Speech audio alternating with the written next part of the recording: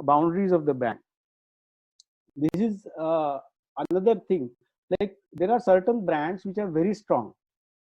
Like there is a brand like Parachute from Marico, which is extremely strong, and that signifies hair oil. That's it. You can't bring in Parachute. You can't bring even a hair cream. It won't sell, because the association of the brand and the product category is so strong that one cannot exceed beyond that. Like another case of this is Nirma. Nirma was associated with detergent. So it was such a strong association that actually Nirma could not launch even a bathing soap in that, because that was detergent, that was for cleaning clothes, and this was for actually soap. So it was, although it was a very close, that way both were soaps, or both were, so to say, they will create fathoming. So both these products, they could not extend the brand Nirma to any other product. But this was not the problem with a company like Camlin or even 3M to some extent, that their brands are not so much associated with the product categories. So when we take the strength of the brand, we need to understand whether the brand is associated with the product category, uh, or it is associated with a quality. So if it is associated with quality, you can have multiple brand extensions. Otherwise, you cannot have brand extensions. Okay. So a company like Camlin or Weekfield, the brands were not so much strongly associated with the category, so one could expand in that actually. The next is manufacturing technology. So manufacturing technology is something which is extremely important, and it also decides. See, there are multiple companies which decide that they will only keep on making the manufacturing technology superior, so that the cost goes down and they can deliver the product best in the industry. Now, these kind of strategies have been adopted by multiple companies like Barilla and Hindustan Pencil. But for that, your manufacturing technology has to be very, very strong. In general, when you go for expansion, you follow two principles. If it is extension within the category, you go for upgraded manufacturing technology. That means if Walls is making ice creams and they move from normal ice cream to Cornetto, then Cornetto's manufacturing technology has to be much more difficult than when you make a simple vanilla ice cream. And when you bring the next variant of Cornetto, it has to become much more complicated than the earlier one. So you will see that the first Cornetto was a simple cone, then there was a chocolate disc on the top, then now there is a chocolate which is right from top to the end, there is a chocolate only. So lot of they have made the manufacturing technology complex.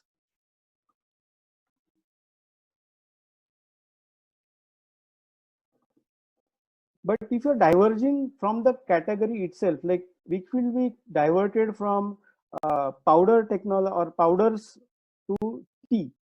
So at that time, we had to see that the manufacturing technology is very simple.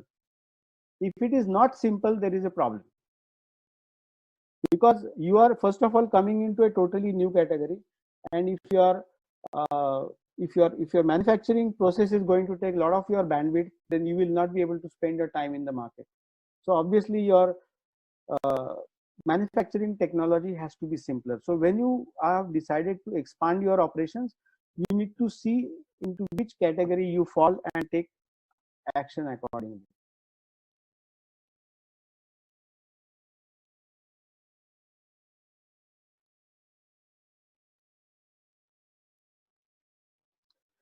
Procurement is one of the biggest strengths, especially in agri businesses, because the procurement is extremely seasonal, and the cost of procurement decides whether you are going to be successful or not successful.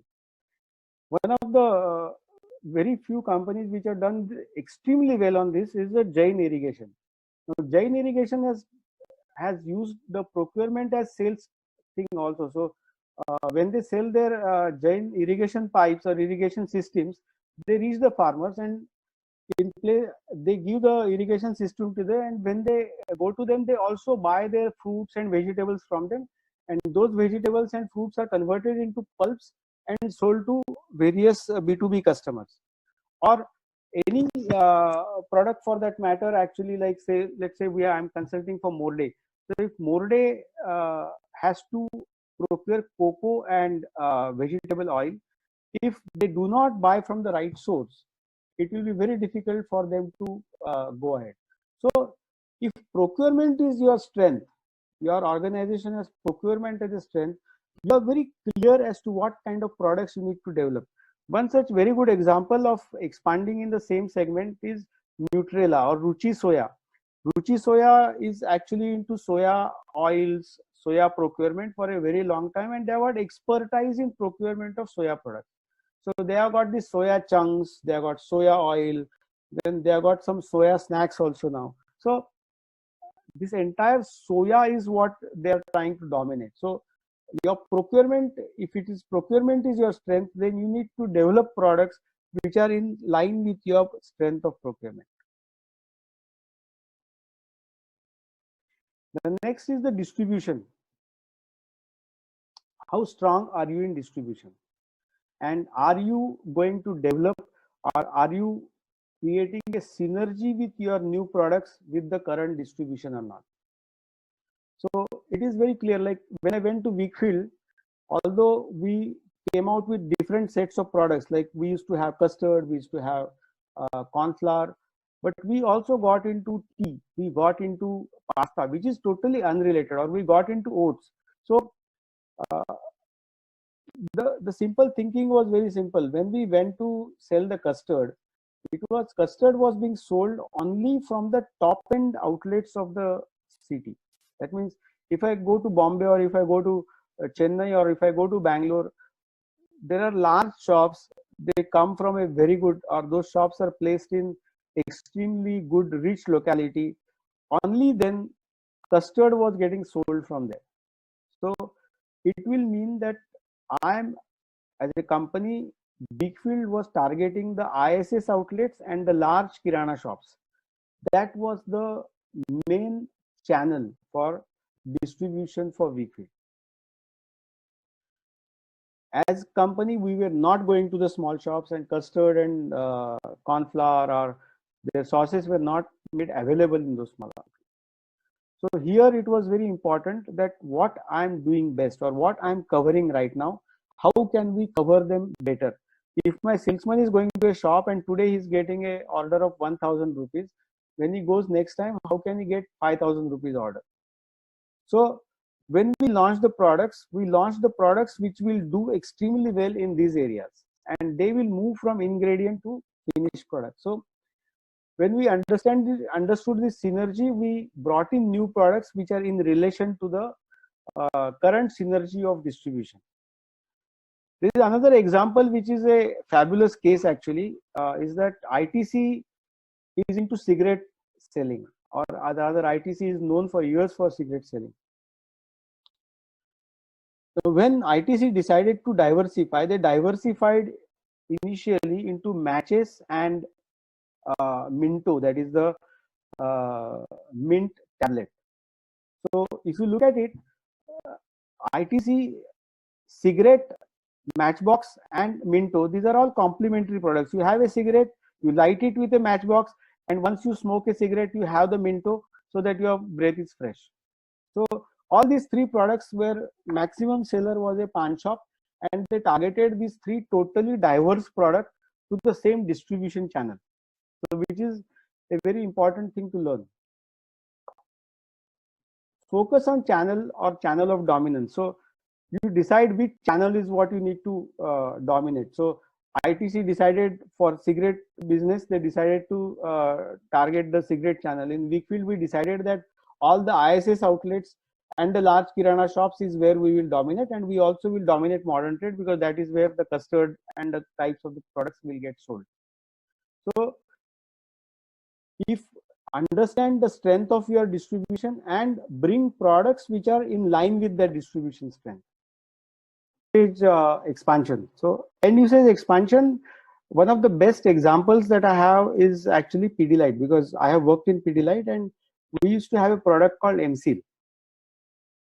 So MSeal, when it was launched, I think the inventor of MSeal had not even thought of this kind of number of usages. So Pidilite promoted this product to mechanics, to the engineering workshops, to the plumbers, to the households, everywhere. So anywhere something has to be stuck permanently, MSeal has to be used. And we promoted if you don't know even use of MSeal, then you're useless. You can't even take a ticket to Pune or something like that. We had an ad regarding that. So uh, expansion of usage really makes the brand bigger. And when a company has to grow, it has to look at multiple usages of the same product actually. And MSeal, or even if you take Fevikwik, the Fevikwik was actually a simple adhesive, but today Fevikwik can be used at so many multiple usages, people have identified. Even Pidilite is promoting those usages. So what is happening is that the the brands grow much faster from a smaller brands to the bigger brands if the expansion of the end usage happens. So if your product, if the entrepreneur's product has multiple usages possible, then one should promote those multiple usages through this. Packaging innovation. See, there are multiple products which are being packed and sold in a particular way, and packaging innovation is generally required to expand the market. I will give you a simple example of Fevikwik actually. Fevikwik is nothing but a technical name of Fevikwik is Sino-Glue, and Sino-Glue is available across the world, and it was available even before Pidilite got it into India. The whole thing is Pidilite packed it in a one usage form. So earlier Sino-Glue was available for probably 25 rupees, a 10 ml tube, and one time usage would not be even 1 ml, it would be a 0.5 ml only. And the rest of the thing, adhesives that they can't be stocked back and stocked properly. So the rest of 9.5 ml will actually go waste. So people were looking at it as a waste, and they were not buying Sino-Glue for usage. But when Pidilite brought in Fevikwik, they got in a one usage tube, which was 0.5 ml, and most of you must have used it in your life, Fevikwik. And it is like one time you use and you throw it off. So dispensing became an innovation, and the market grew. So people did not feel that I'm losing some money. I'm getting it at 5 rupees, and I'm too happy to use it and throw the balance, rather than spending 25-30 rupees and keeping that tube for a long time, and next time when the usage comes, actually you don't have that tube. So you buy every time 5 rupees product, and it works quite well. So dispensing takes a big thing. There's even another example of Marico, wherein the parachute oil, like people used to sell coconut oil in bottles, which used to be delivered through small tanks which were based in kirana shops in the past. But Parachute decided that they will come out with a bottle and they will sell bottled coconut oil, hair oil actually. And that became innovation, and because of just a good dispensing bottle, the sale of the product went up substantially high.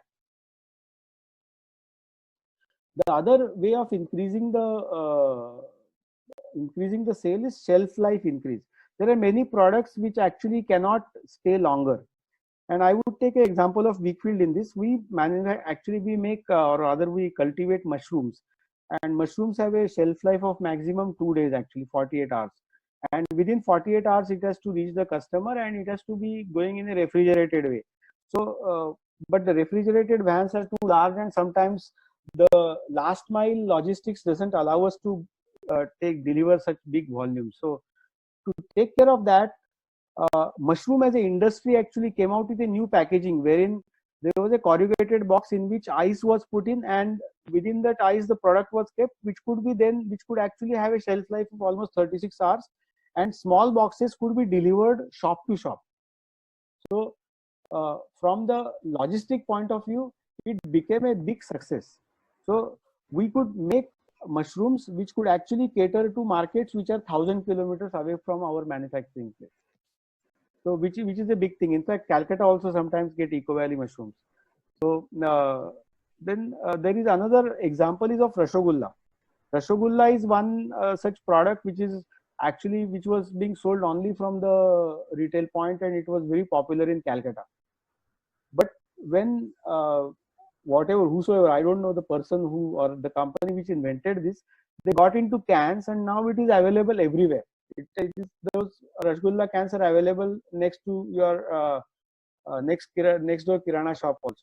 So packaging innovations can actually help increasing the distribution and the usage of the product in a big way. The geographical spread, many entrepreneurial small companies are actually stuck with a geography. And if I have to give examples of this, there are two very good examples. One is Balaji Wafers and other is the Wagh Bakri Chai. Both companies were stuck with Gujarat, and they were leaders in those markets, but they were not able to grow. So they came out with the idea that why Balaji will not have multiple manufacturing centers at different state-wise, because cost of delivery was very high. So they came out with multiple manufacturing centers, and through that actually they could reach multiple markets. Today Balaji is bigger than Pepsi actually in terms of the snacks items, and Wagh Bakri is also doing the same. They are taking one step each time, and now they are doing very well in Maharashtra. They take one state and try to dominate that particular state. So geographical spread also helps you in increasing the. So then the last but the least is technology and systems. When the companies grow, one needs to actually use of technology has to grow substantially high, because initially when the entrepreneur is involvement in the business is very high, everything is controlled by him, right from signing a 10 rupee check to taking the decision of what machinery is going to come. All the decisions are taken by entrepreneur. He knows every dealer, he knows every distributor in the state, he knows every distributor in the country. So what happens is that there is a personal touch, but when the company has to grow, he has to distance himself from various activities. The entrepreneur can decide as to which activities he will distance from, but when he decides to distance himself from the decision making or the direct day-to-day monitoring, he needs to introduce multiple technologies and systems, so that although he is not monitoring every transaction, he knows what transactions to track. So he gets reports on various things where by which all the exceptions are highlighted to him. So anything going wrong in the organization, he definitely comes to know. Whatever happens good also he comes to know. So technology and systems are extremely important part of a growing organization, and they should be made part of the system for the growth. And once you define all these points which we discussed, one has to go for execution actually. And the people and the technology and systems, these are the two most important things wherein the execution is effective. So friends, I have discussed all the points that I had to discuss. Now you have any questions, then you can have. I think I've taken an hour or so, right? Hello? Yes, sir. Yeah, We have so questions, and Tanushri and Ashi will ask you the questions. sure.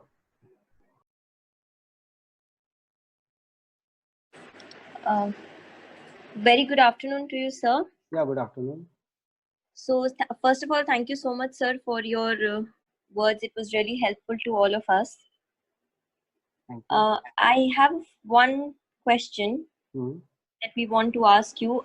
In a situation like this where a company has become stagnant, how, besides like just this increase of scales, sales, how do we make sure that we are promoting the business as well? So what are the few things that we can take up to promote the business further? No, I did not get your question, because when the business goes, you are already promoting it, no?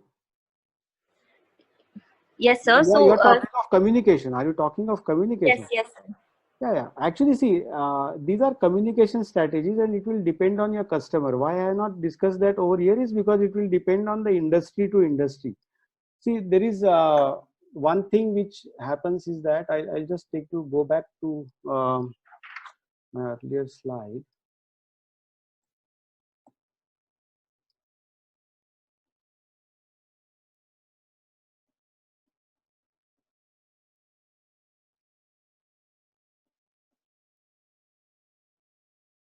See, this consumer trust and the communication that you're talking of is a very important factor of this.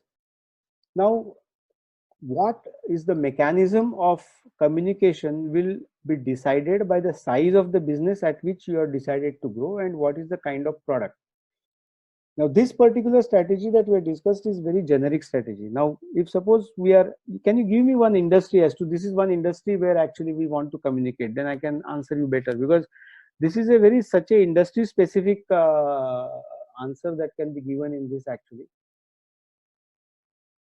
So if you're talking of a, tell me. Yes, sir. Please continue. Yeah, you tell me industry so that I will talk about the specific industry as such. Sir, any retail industry for that matter? Okay, that means you're talking of FMCG industry or retail as such?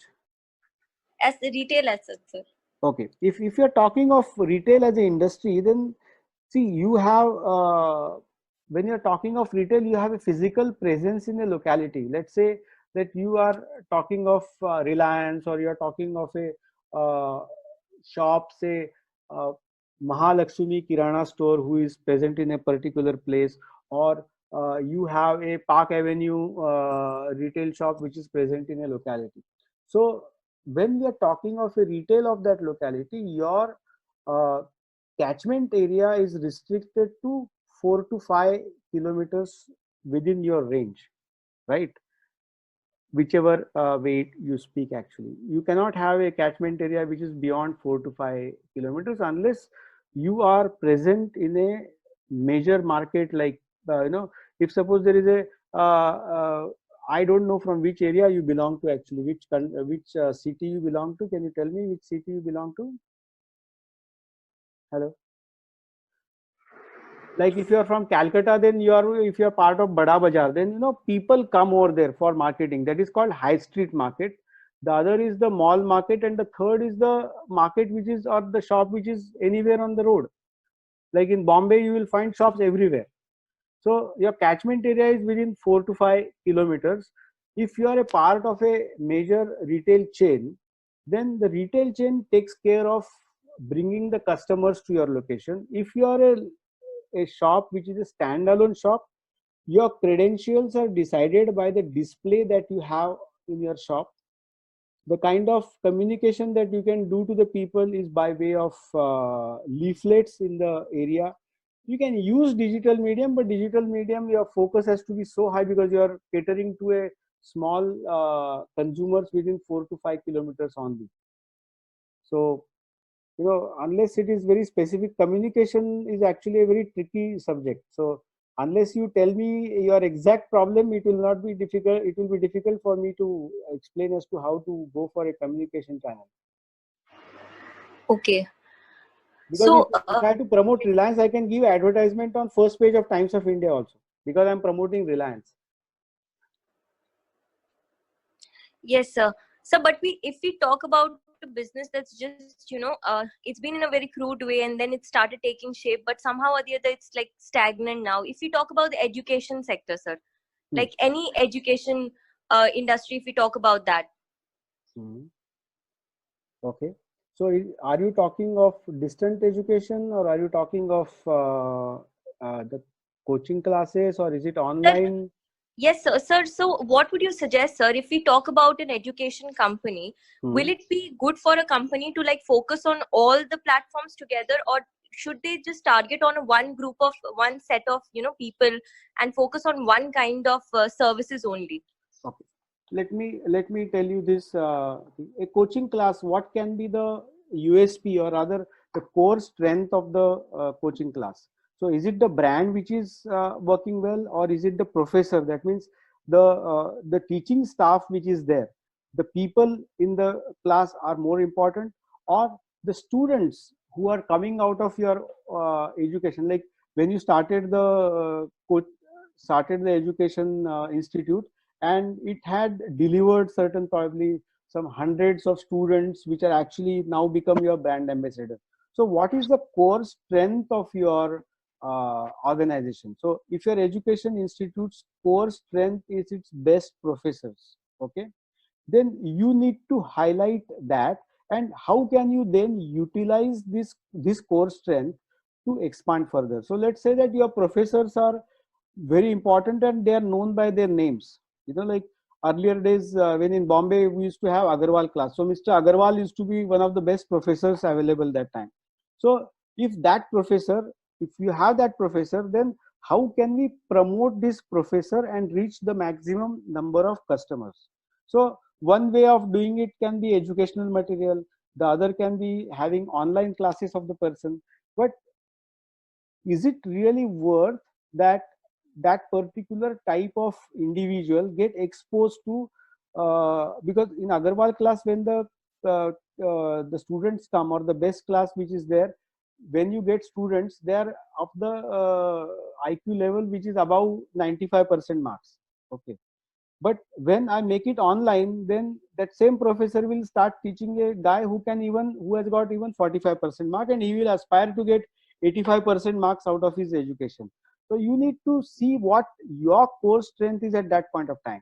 And if professor is your core strength, I would say that sending the material to selected people, taking some or rather expanding the classes and taking online sessions in that, taking certain last minute tips kind of a thing of that professors online is what will expand your business in a big way.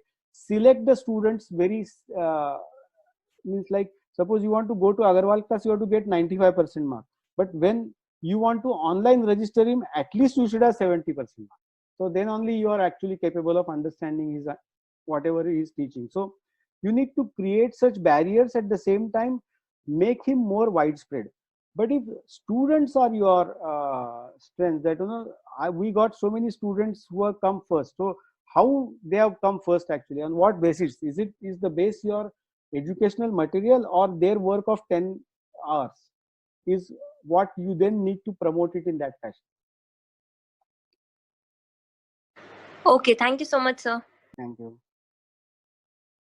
Sir, I had one question. That when a family-run business has gone stagnant, is it always necessary to professionalize it? Like, should we always hire professional people for that? It's not necessary. See, what is the most important quality of a entrepreneur? If we just go to that slide, what the entrepreneur brings into the system. What he brings into the system is an innovative concept. He brings his technology. He brings his way he touches the customers, the way he is able to convince his customers. These are any entrepreneur's strength. If a entrepreneur doesn't have innovative concept, he is not a technocrat, and he doesn't know how to speak with the people, then just a managerial entrepreneur will not be able to deliver anything. Okay, but there are multiple skills that are available within an entrepreneur's family. So those skills can be used by multiple people. It is not necessary to professionalize always. There can be a family member actually who understands technology, who understands innovation, who has ideas to implement, in which case what is most important is that others family members support that person. Rather than what we have seen in Indian entrepreneurship is that if one family member tries to go forward, the other three actually pulls him back. So then expansion becomes difficult, and then they look at as a sort of a person who will mitigate, or who will resolve the issues between the family, and then take a decision which will make everyone happy. But it is not necessary that we need to get professional. The people within the family also can be very professional. There is no problem at all. As long as they take a very rational approach towards the business, they have ideas and they know what they're talking of, it is absolutely fine. If they follow this process also, it will help them in a big way. Thank you, sir. Now Sanjaleen has a question to ask you. Yeah. This is the last question, sir. You had mentioned in your presentation that the staff or the people working for the company or the industry are the most important people. Now, what is your advice on how to retain them? Because you have good people, you have good staff working, and you do not want them to leave. So what is your advice on for that? See, generally, people who are there right from the day one of the company, like if you look at this companies which are of small size, you will find many people who are there from inception of the company, okay, and who are there with the company for a long time because the business is growing. So when business grows, actually people don't leave. So you will not find many people who leave these kind of organizations. So they are there with you. And suppose a business is like as No, I'm not finished my answer. So oh let me sorry. finish that first. So not many people will leave, but that is actually a bigger problem for the entrepreneur, because what happens is that a person joins probably 10 years back. Like in Camlin, when I joined, I had people who had spent 18-20 years in the company. Okay, they were there for 18 to 20 years. Even in Wakefield, I had the same kind of problems where people had 18-20 years experience with the company. The problem was that how to improve the capability of these guys. They were not ready to leave, or they are not interested in leaving, nor I was interested in removing them, because they had shown that loyalty. Now, after 18 to 20, spending 18 to 20 years in an organization, the biggest challenge is to groom them to suit the next level organization. And that, according to me, is more important, and the entrepreneur should, or the person who is at the helm of the operations, should actually ensure that their quality improves every day. It's not a process that you go for a 5 days training program and the person comes back with fantastic changeover in himself.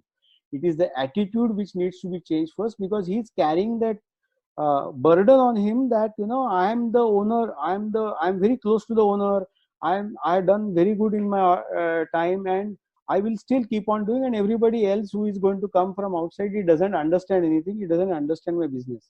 So removing this particular fallacy from his mind and bringing him to a normal attitude is the real challenge of the organization. The challenge is not people will leave. That's not the problem of entrepreneurship, actually. Thank you for the answer, sir. It really helped. Now Ashi will take it forward. Yeah. Yes, Sanjalin, thank you. Thank you so much, sir, for your time that you gave to us. It was really an honor to have you among us, and your ideas about the different people's strategy helped all of us to understand and take things into a different perspective, to understand things in a different perspective. So we really want to thank you for this, and we hope that we can have you associated with our organization in the coming days as well. So thank you so much, sir. So thank you. It was my pleasure actually delivering this